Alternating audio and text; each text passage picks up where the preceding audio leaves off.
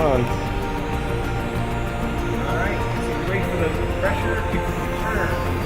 So this is water back here, this is steam up here.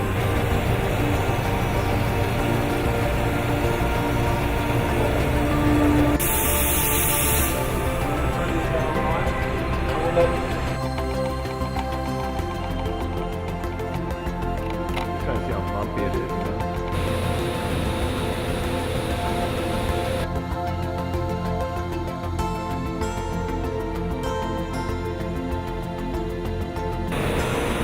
So that's a pH meter he built.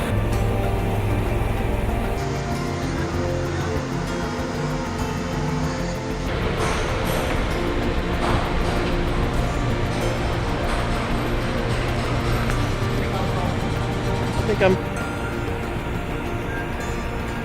So here we are in the grinder room. The idea is to crack each kernel of grain in half. Very coarse. Just pop it in half.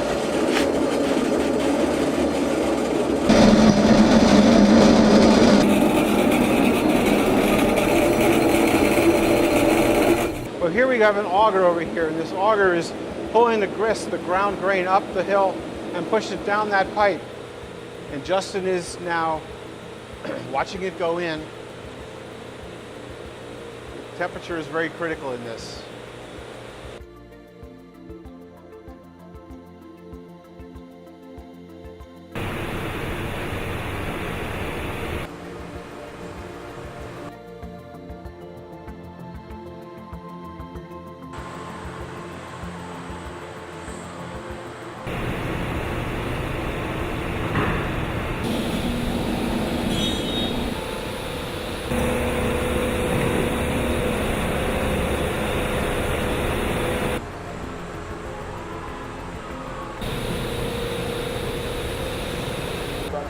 This side's all done. It's already been boiled for an hour, a little bit more, and now the beer is just recirculating in a big whirlpool really fast for about a half hour.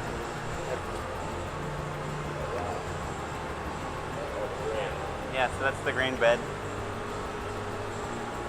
You can see the roasted malts from the black limo are darker.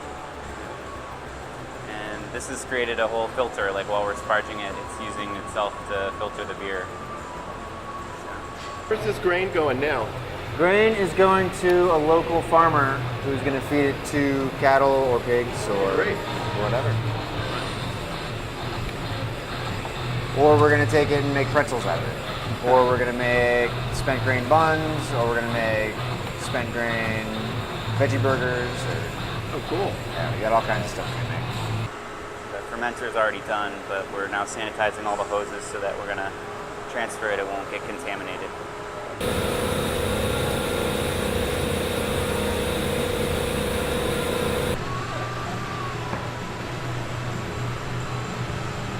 going to be on the pump for about a half hour, and then we turn it off and let it circulate on its own for another half hour. I think there's a hop addition maybe in 15 minutes or so. It goes in there. Oh, eventually, yeah, it goes through the heat exchanger and into the fermenter number 1 right there that we're going to use. How long does it sit in there for a while? The black limo will ferment in about a week, Okay. and then we'll start chilling it, harvest the yeast, and then take it from there. This room is kept at around 35 degrees Fahrenheit, and we pump it into these tanks. These are called bright tanks, and they let the beer settle down. The yeast settles down on the bottom.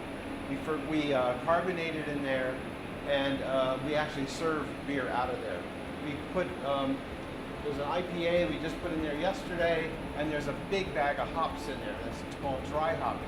So we are actually actively hopping the beer right now, putting hops into it, and we'll be serving it with the hops there. So as time goes on, you get more and more hop flavor.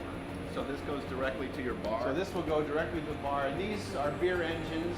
These pump the beer out that hose and down there and into the bar and into the taps.